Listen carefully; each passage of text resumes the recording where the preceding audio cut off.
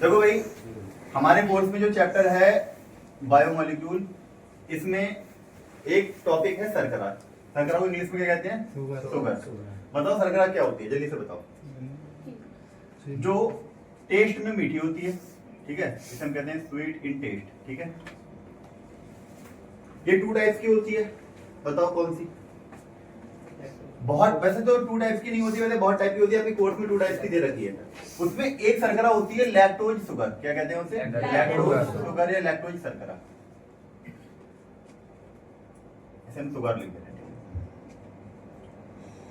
अब सबसे बड़ी बात क्या है, अभी मैं कुछ दिन पहले ये डिस्कस कर रहा था, तो लैक्टोज के हमने आपको स्ट्रक्चर भी बताए थे जब ये चैप्टर मैंने पढ़ाया था तब। तो अब एक बात आती है, लैक्टोज वर्ड कहां से आया है? देखो, आप लोगों ने बहुत सारी टॉफियां खाई होंगी। टॉफीज में होता है महालैक्टो एक टॉफी होती है ना। फिर लैक्टो वर्ड आता है, तो जहां पर भी कभी भी अगर लैक्टोज वर्ड तुम्हें दिखाई पड़ जाए, तुम समझ जाना वहां पे कहीं ना कहीं मिल्क का कनेक्शन होगा। किसका कनेक्शन होगा? मिल्क का कनेक्शन होगा।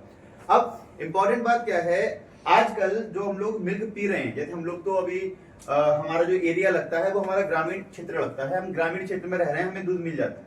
भैंस होती है, गाय होती है, बकरी होती है, हमें प्योर दूध मिल रहा है।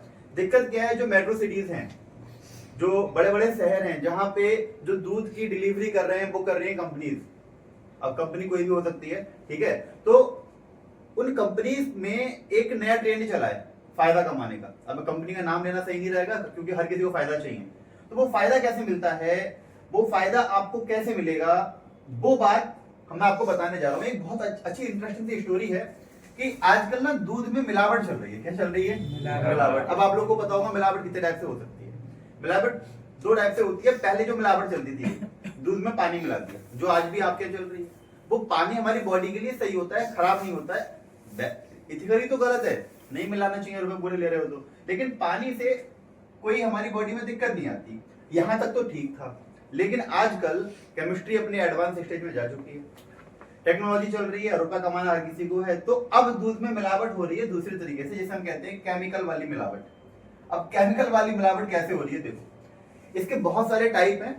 अच्छा, एक बात तो है, ये वीडियो बनाने का उद्देश्य आपको दूध में मिलावट करना सिखाना नहीं है, ठीक है। कहीं आप घर पे जाके स्टार्ट कर दो आपसे दूध में मिलावट करना, नहीं, ये काम नहीं है। मैं केवल तुम्हें इसलिए बता रहा हूँ कि अगर कोई आपका भाई, कोई आपका परिवार का, कोई भी फ्रेंड है, वो मेट्रो सिटी में रह रहा है, बाहर दिल्ली, नोएडा, गुरुग्राम, बरेली, कहीं पे भी रह रहा है, तो अगर वो दुकान वाला दूध पी रहा है, शॉप वाला दूध पी रहा है, या फिर जो डिलीवरी पर्सन होते हैं वो वाला वो दूध लेके आ रहे हैं, वो पी रहा है, तो उनको एक चीज बताना कि आखिर केमिकली मिलावटी दूध कैसे बनता है। देखो, 4 टाइप है।